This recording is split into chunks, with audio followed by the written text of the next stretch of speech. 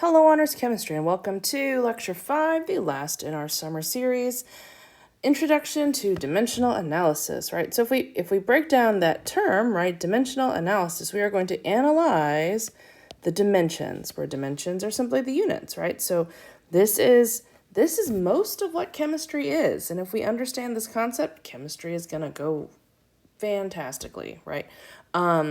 And if you're like, ooh, this is fuzzy, that's fine, because you are going to practice literally all year. And as long as you make the time to understand it, and as long as you make the time to ask questions, right, you're going to get it, right? All right, let's go. The density of aluminum is 2.7 grams per centimeter cubed, right? So when we say that with words, we say grams per centimeter cubed, right? Where per is the same thing as what that line is, right?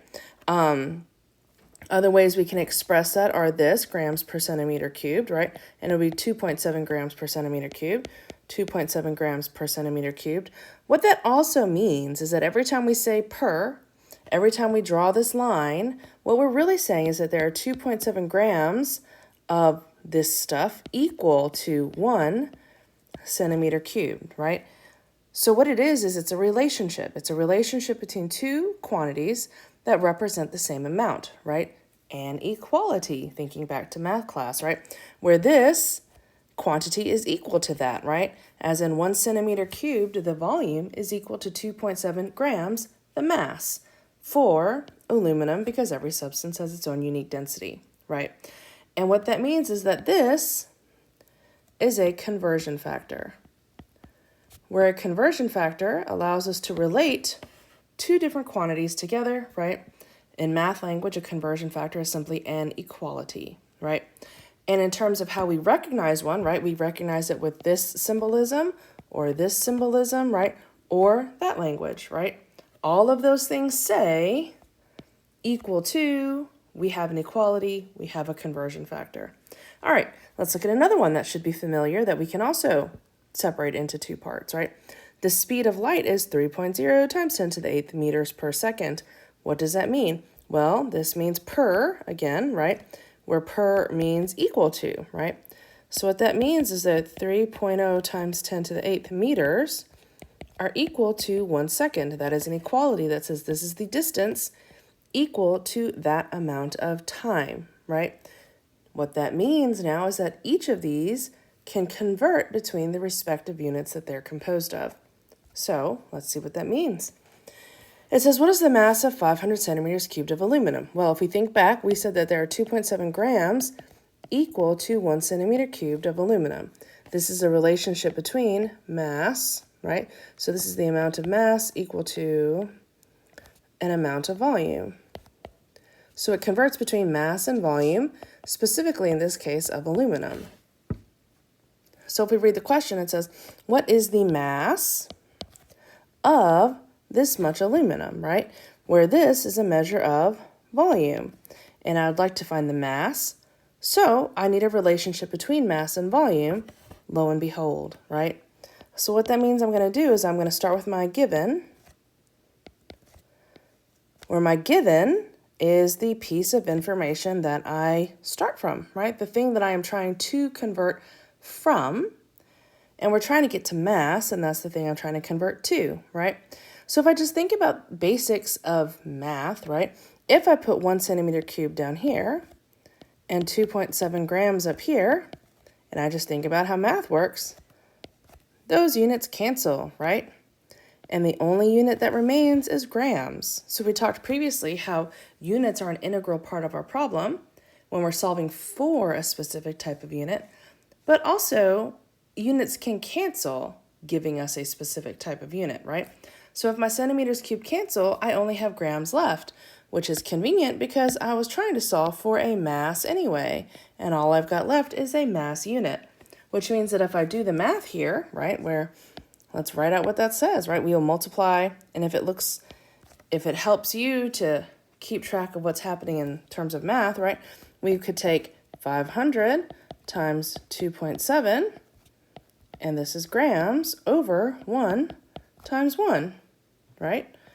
And that is the math we would do. So 500 times 2.7, and that's going to give us 1350 grams. Yes?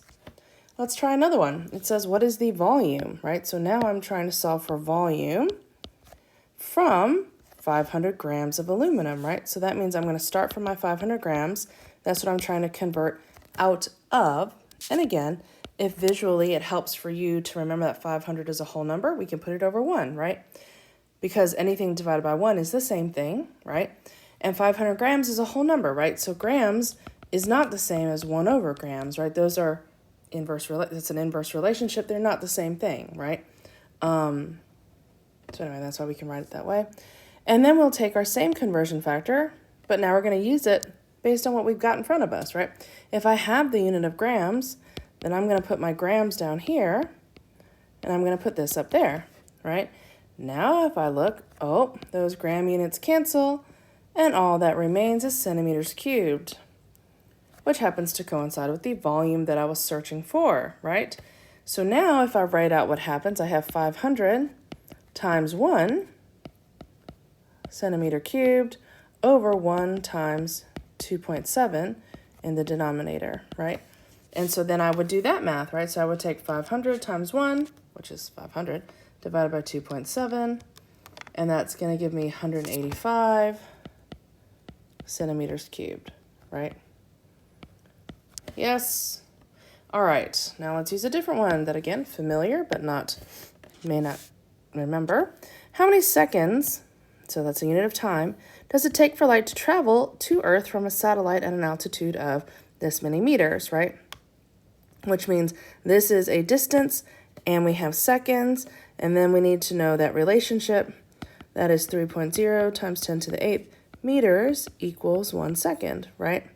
So that's a relationship between meters, distance, seconds, time for light, okay? So same thing, we're going to start with our given, the thing we're trying to convert out of, so 160,000 meters. And again, we can put this over 1 that helps us to keep organized. And then we're going to put things where they belong, right? So my conversion factor is made of 2 pieces, and I'll put each piece where it belongs. So I'm going to say that there are 3 times 10 to the 8th meters for every 1 second. The meters units cancel. Seconds is all that remains. And then I just need to do the math correctly, so it'll be 160,000 times 1 seconds over 1 times 3 times 10 to the 8th. And then I would just need to solve for that correctly, right?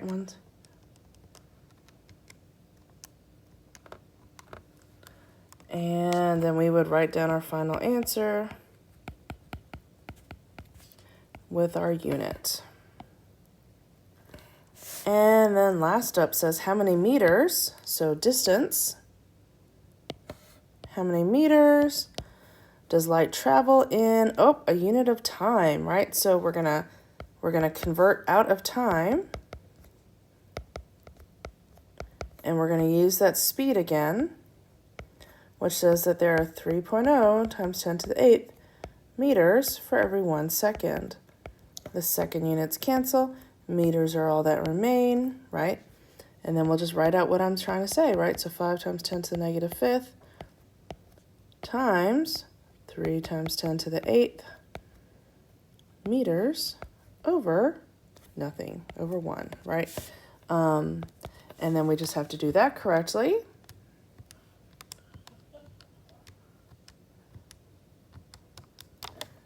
And we would get 15,000 meters is the distance that light travels in that many seconds, right?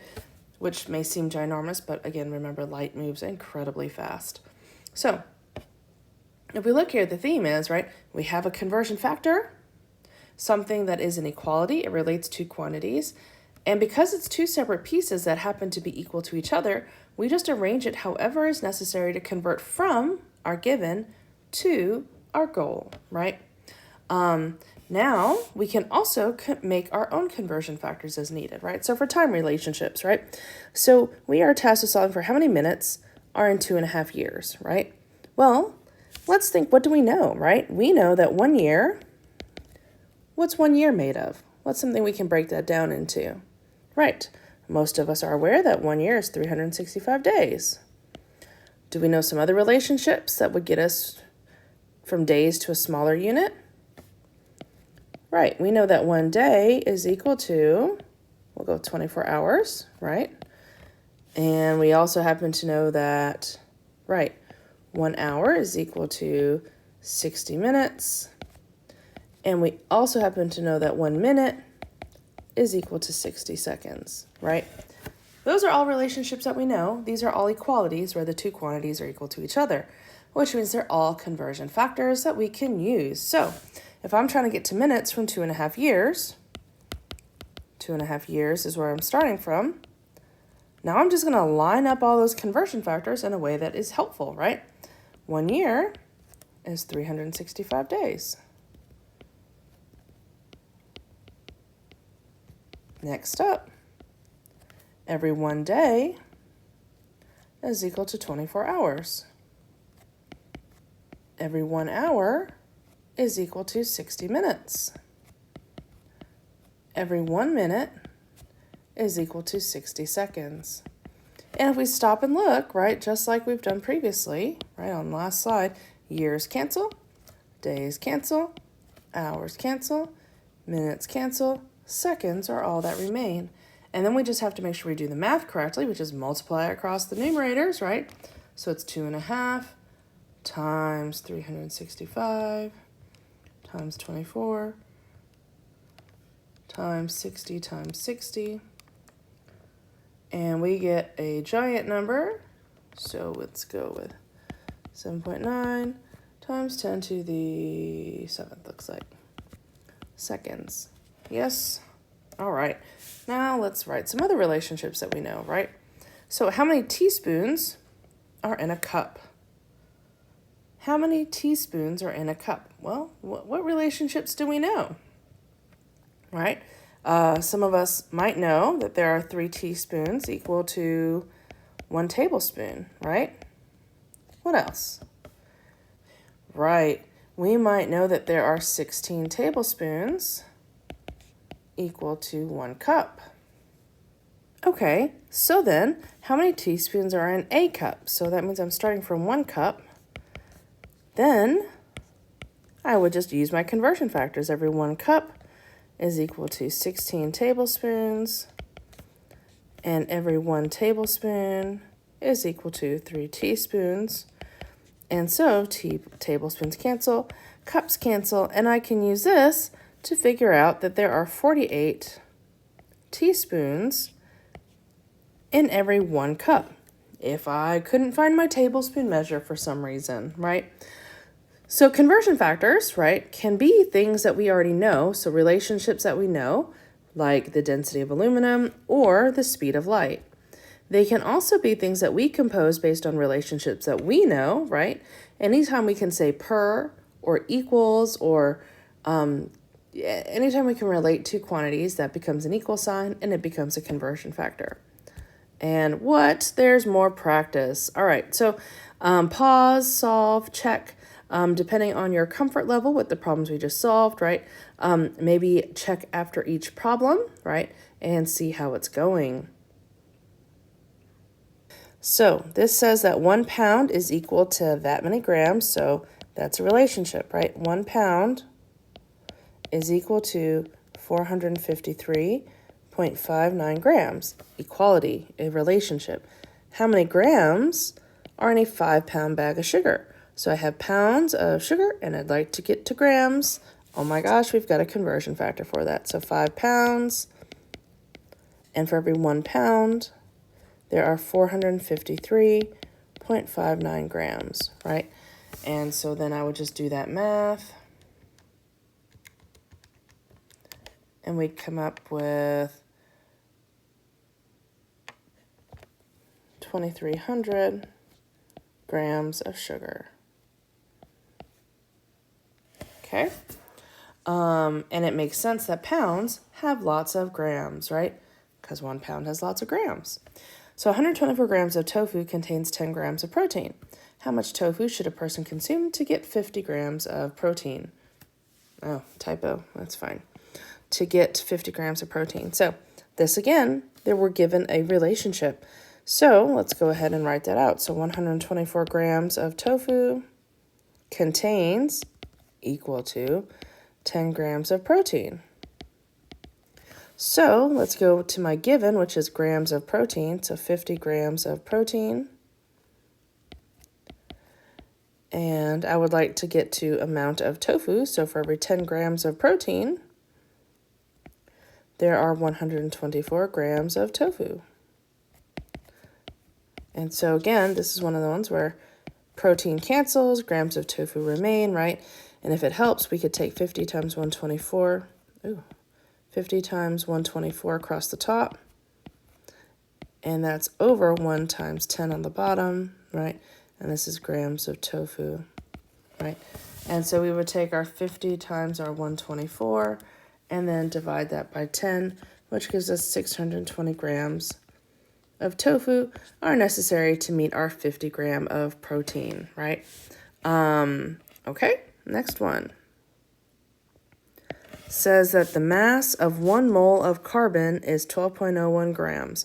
So 1 mole of carbon is equal to 12.01 grams. Do you know what a mole is yet? Probably not. It doesn't even matter. The point is, I can write that relationship just from reading that sentence. We'll learn what moles are. Super important in chemistry.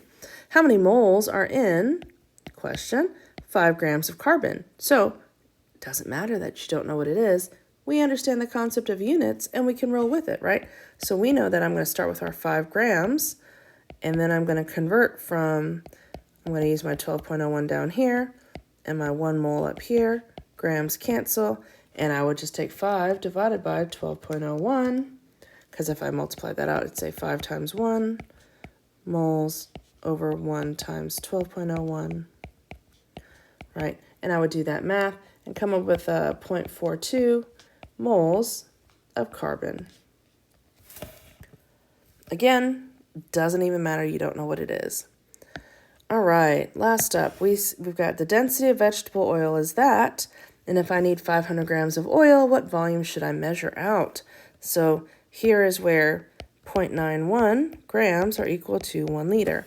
If I write milliliter. If I write that out, it's super easy and clear to see that, oh, look, there are 2 parts, right? There is a mass that is equal to a volume. I can see it. And I can pretty quickly figure out what to do with it in terms of a conversion, right? Which is much easier to see than if it's written like that. So I strongly recommend that every time you are working with a conversion factor or you see something that you're probably going to have to turn into a conversion factor, write it like this, and it's going to help you be more cognizant of when and how to use it.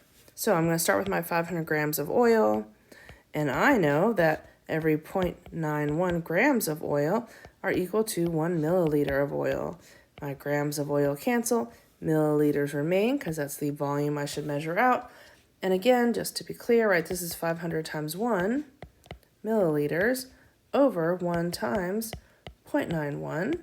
And then we just need to solve, which is 500 divided by 0.91. And we would get 550 milliliters of oil. All right, so again, this is an introduction to dimensional analysis, right? There are some of you that'll be like, whoa, this is so great and so easy. And some of you guys will be like, ooh, I don't understand what's happening. Why can't I just do it the way I did before? Well, part of that is because we are going to have problems that look like this a lot, right? Where there are going to be a boatload of steps, and your ability to see what all the steps are is going to be easier if you can just line them up, right? And so that's why we practice it this way. All right. And like I said, if it's fuzzy, that's fine because you're going to do a boatload of practice in our very first unit. All right. Thank you for listening. Be good, and I will see you soon. Bye.